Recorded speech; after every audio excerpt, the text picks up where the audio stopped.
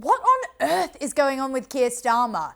Because if you're trying to work out where the Prime Minister actually stands right now, while we have World War III approaching, good luck! I'm Samara Gill, and this is Triggered.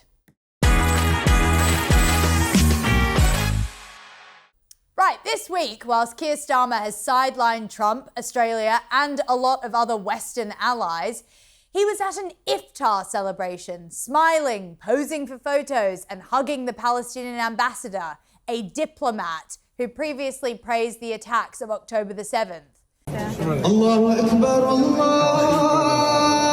Akbar, Allahu Akbar.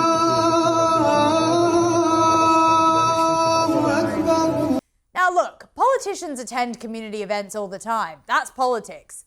But this isn't just retail politics anymore. This is panic politics. And a huge thank you to the APPB on British Muslims for organising tonight, as they always do. It is a real honour to join you this evening in celebrating iftar and to do it for the second year running. I want to make clear the UK was not involved in the offensive strikes of the US and Israel, and that remains the case.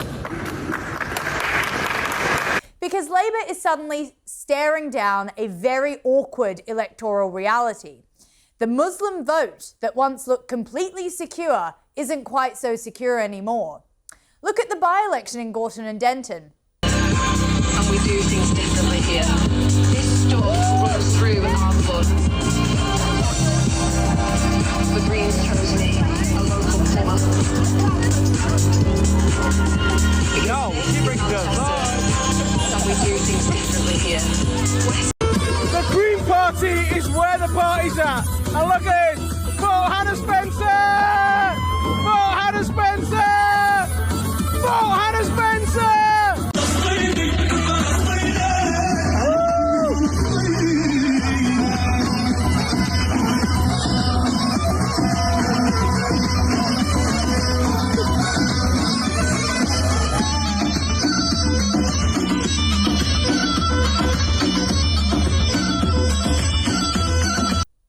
It sent a tidal wave through Labour HQ. All of a sudden, the Prime Minister, who once insisted Israel had the right to defend itself, is now sounding like a man desperately trying to keep every faction of his coalition happy at the same time. And that never ends well. Part of the problem is that the man widely credited with keeping Starmer politically disciplined, Morgan McSweeney, is no longer the constant presence that he once was. Without that strategic ballast, Starmer can look, well, rudderless. One day he's triangulating, the next he's performing political yoga.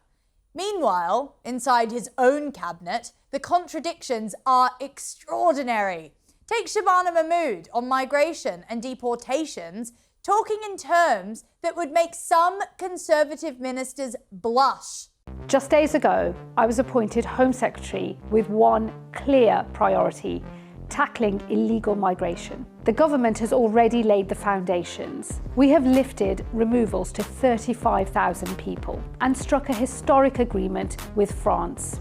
But the challenge that we face is considerable, and we must go further.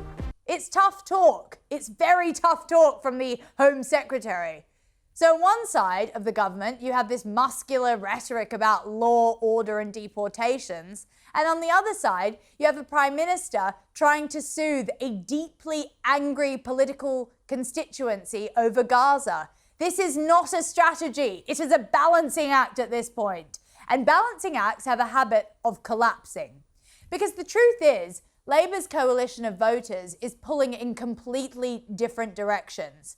You've got the urban progressive activists and you've got the traditional working class voters and large, politically mobilised faith communities now.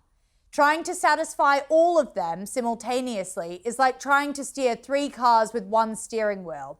And at the moment, the Prime Minister looks a lot less like he's driving the car and more like he's gripping the wheel while it spins in every single direction. Which raises a rather awkward question. Is Keir Starmer actually even in control of his own political project anymore?